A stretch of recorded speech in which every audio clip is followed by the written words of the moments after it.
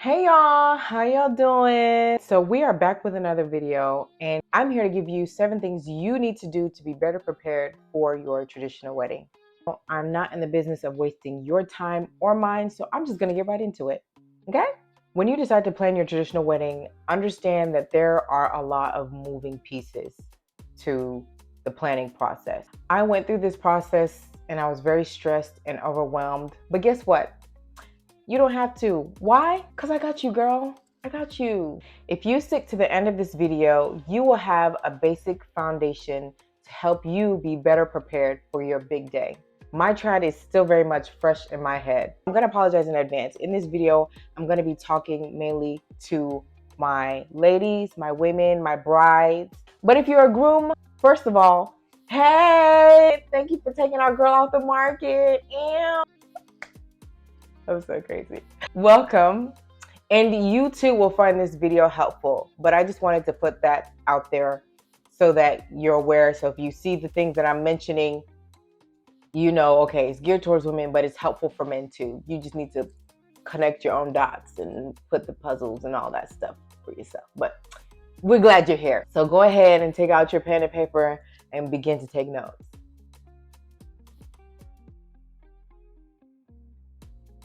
The first thing that you will need to do that will be very helpful is to create a mood board. Any wedding planning process it's very overwhelming. Definitely create a vision as to what you would like to see on your big day. And create that image of what you want to see in terms of your decor, in terms of color, your decor colors, the colors of your outfits, all of that.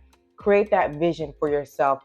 And also decide on what is important for you on your big day. For me and my husband, we're both creatives. I'm a very creative person and he entertains my creativity. So pictures and videos were very important to us, along with our attire.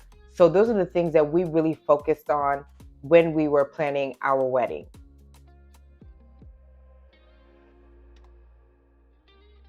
The second thing you want to do is decide on your colors. When deciding with colors, there are a few factors that come into this. You have your colors in terms of like the type of decor that you want, your colors of your attire for both you and your significant other, your parents, so parents of the brides and the groom. And then you also have your different forms of Asoebi. Asoebi, I've seen it done in so many different ways, but essentially those are the different factors of colors that you want to consider when preparing for your wedding. So I'll use my husband and me, for example. So our colors on our mood board in terms of the inspo for the vision of like how we wanted our decor to look was emerald green, burnt orange, and gold. So that was our decor for our venue. For one of our outfits was purple, and then the other outfit was green. So those two outfits. Keep in mind, me as the bride, I had 3 outfits. But my very first outfit, I didn't really count it. That's like when the ladies come out wearing ishagu. So that one was like black and my black ishagu outfit, which I didn't really count in this, but that was the first outfit I wore. But for our official colors that we were looking into, my second look, which would have been my husband's first look, was purple. And then our last look was green. And so once we determined that, I was then able to decide on what colors I wanted for everyone else. For our parents, I decided on white and gold. My mother had on like the white, and my mother and mother-in-law had the white and gold attire with the white gele. And then my father had white abada with gold embroideries with his cap. So I had special colors for my parents. I wanted them to wear white because I wanted it to be crystal clear who the parents of the brides were. I'm not one of those brides where I'm like, oh, I'm scared people are shining me. Me, I know I'm gonna shine. I must shine. But I really wanted my parents to shine. I wanted my parents, I wanted my in-laws, I wanted them to look peng, okay? For my immediate family members, I had them wear champagne fabric with burnt orange gele and a burnt orange hand fan. And then I had special colors for my bridesmaids. Theirs was mustard yellow fabric with burnt orange gele and a burnt orange hand fan. You'll kind of see once I go down the list of like the differentiation of like why I did what I did. And then I had a special color for my friends who I had them wear pink fabric with gold gele and a gold hand fan. And then for my husband, his men had burnt orange agbada with a burnt orange cap. This then flowed very well with my bridesmaids and my sisters who I had wearing the champagne with the burnt orange gele, and then my bridesmaids who I had wearing mustard yellow with the burnt orange gele. And so all of them put together just made this beautiful combination. And then of course my mom had a special color for her group, and my mother-in-law had a special color for her group. So what I would say is, once you've created your mood board and have decided on the colors for both you and your significant other, as well as your Asoebi, be it your siblings or your bridesmaids, and then also your mate and your friends, then it kind of helps you let your parents know what colors you would want them to stay within. For me, I did not want any dark colors at the event. I did not want any outlandish. I didn't want to see no red. I didn't want to see no dark blue. I didn't want to see none of that. I wanted nice pastel colors to really complement me and my husband's outfits when we came in. That was my vision. And so that kind of helped me to let them know, okay, these are the colors that I would love for you guys to stay within. Again, I'm a creative, I'm a stylist, so I'm very like hands-on and low-key anal about those things. If it's not a big deal to you, then tell your parents to let them do what they want to do. I just know me, I had a vision, and I'm like, I'm gonna execute that vision. When you know how to correlate colors well, when you bring them all together, it just looks so beautiful. And even when I look at pictures of when I see like the different Asoebis that were walking around different fabrics, it looked, and then it complemented the decor as well.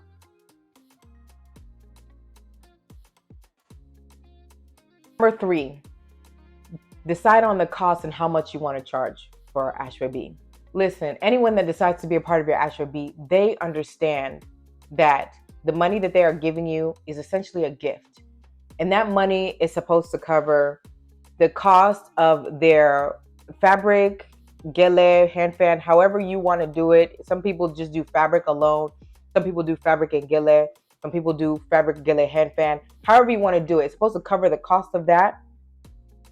And aside from that, there's supposed to be enough money left over to be able to help you cover certain costs, such as your hair, makeup, accessories, things of that sort. So you want to put a price to where you'll be able to cover the cost of your lady, your friends, Asoebi, the fabric and all that stuff, and while also having a little bit of profit as well. And also reasonable, because I mean, we're not asking them to give like an arm and a leg. It's still within reason, but they definitely understand that them giving you this money is because they want to support you. So choose a price that is reasonable but profitable at the end of the day. Your friends that are there to support you will definitely pay. And those that don't can definitely come as guests and wear whatever they like. Just try to avoid wearing white, okay? I know it's a traditional wedding. I think that's the craziest thing you could ever do. Just don't show up wearing white to somebody's wedding. Please don't do it.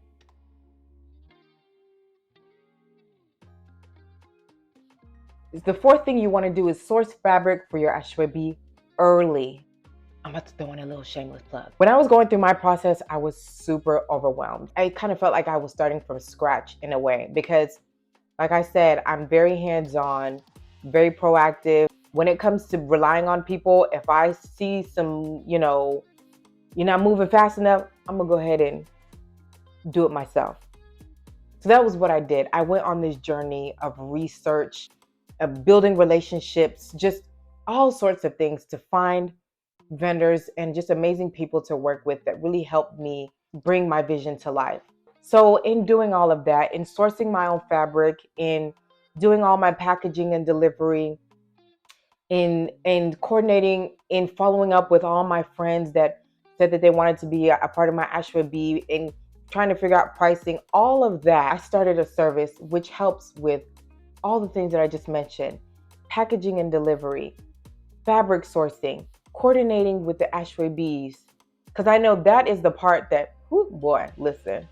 Coordinating with all them, I had 50-something ladies, following up with them, sending emails, me, only me.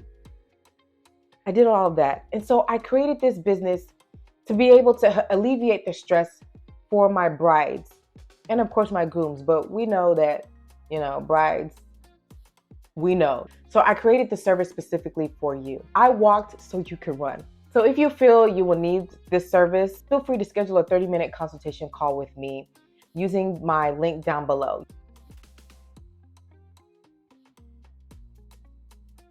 The fifth thing you'd want to do is hire a planner. Now, this is totally optional, but if you do decide to hire a planner, I implore you to do your research on that planner. It is very important. Please read my lips. Very, very important that your planner has a strong background in cultural weddings, specifically Nigerian traditional weddings. And to be even more specific, Igbo traditional weddings. What did I say? Make sure they are specialized in Igbo traditional wedding. Very, very important. Because our people, I love us, but it kind of stress. In fact, let me not even go there. Just make sure that they are specialized in coordinating traditional weddings. And if you can even find someone, like let's say for instance, you're Yoruba watching this, or you're Cameroon, Ghanaian, whoever, just make sure that they have worked your specific kind of culture, because each tribe has their own, each country has their own way of doing their traditional wedding. It is tradition at the end of the day, but there's different ways about it. And then there's also personalities of the culture. So I can tell you right now, Nigerians, Igbos, we have a very strong personality. And so it takes a very strong wedding planner to know how to navigate our people. I'm not going to go any further, but make sure that you do your due diligence. Make sure you even go as far as reaching out to people that they have worked with in the past. Ask questions. Get to know, be like, hey, how was this wedding planner for you? What was your experience like? Would you recommend them? And tell them to be honest. This is not where we are going to go and be sugar-coated. No, because your wedding day is supposed to be the most important day of your life. And by the grace of God, you will never have to do another wedding again for yourself. So you want to make sure as much as you can that it goes as smooth as it can, and that the people that you have, you can trust them to do their absolute best to make sure that it is a beautiful experience for you. Very, very important. I've said my own. If you like, don't go and listen to me and go and be hiring any kind of thing out there.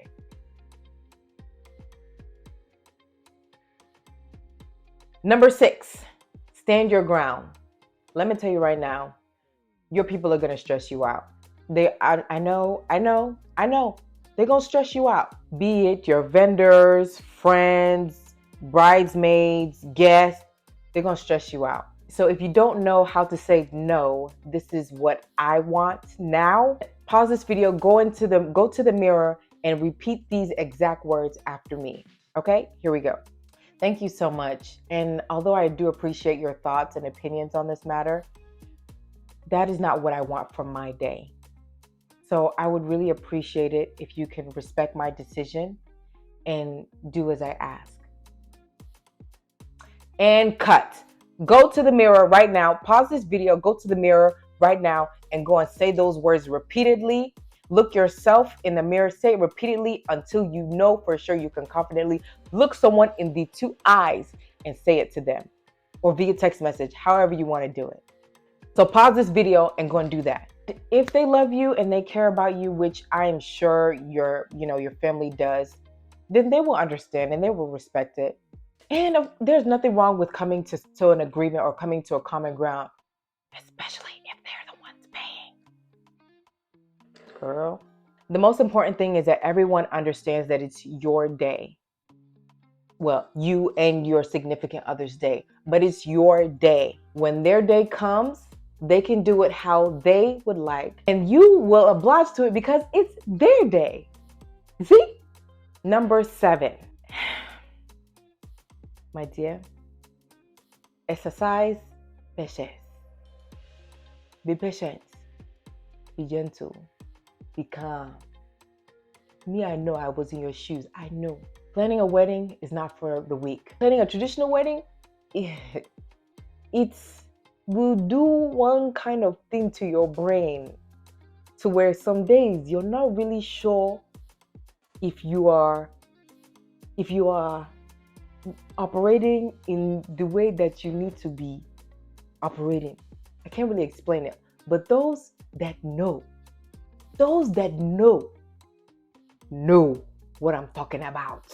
So please, exercise patience. Be calm. Don't let them see the madness. I beg, just be calm. Okay? In fact, I believe you need to watch this video at least once a day. If you are in the process of planning your wedding, you just need to watch this section. Just watch it once a day. Because just once a day, just watch it.